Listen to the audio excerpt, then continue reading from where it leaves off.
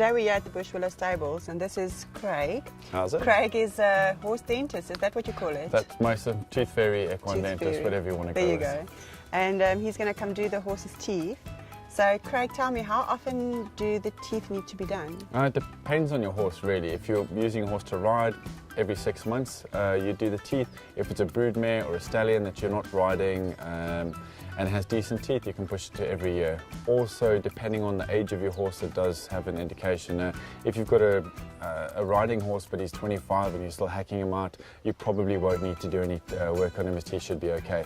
But anything that you're riding more than 3 times a week or competing on, I would suggest every 6 months. Once every 6 months. Yeah, keep it nice and smooth so that when you're collecting, when you're playing with the reins, that your horse is not in pain, he's concentrating on enjoying his ride and what you're doing, not concentrating on avoiding the bit. Cool. And I see you doing them in the stable. What equipment do you use? Halter, gag, I've got, but you can hold that.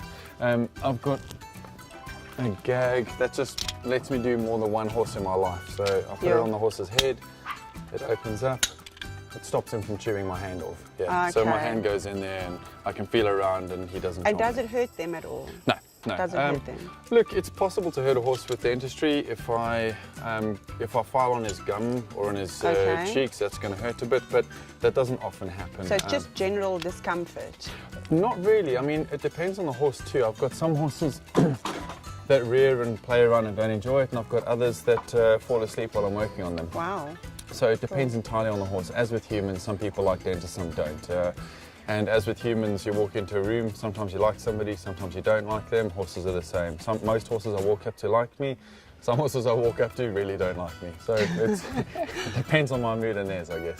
When you float the teeth, what instruments do you use? I've got a couple of rasps. Basically, it's a handle with a blade on the end. The blade cuts into the teeth. So it looks like I'm cleaning teeth, looks like a toothbrush, but when in fact I'm reshaping the teeth. So I grind the teeth down. If they're too sharp, if they've overgrown, I'll reshape them or reduce the height of them. Okay. It's all to make the horse eat more comfortably, ride better, or just live happier.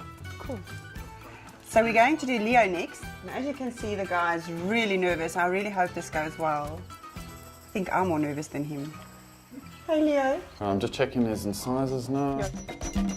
If you have a look, you've got, so his 201, that's this one has been damaged. Yes. Hence, they should all look like that. Yes. Instead, he's got one half tooth, one twice the size tooth, and a normal one. The half tooth was the one that the dentist had to work on apparently. What I'd imagine he's done is he's ground off the front face, which is the correct thing to do. Yeah.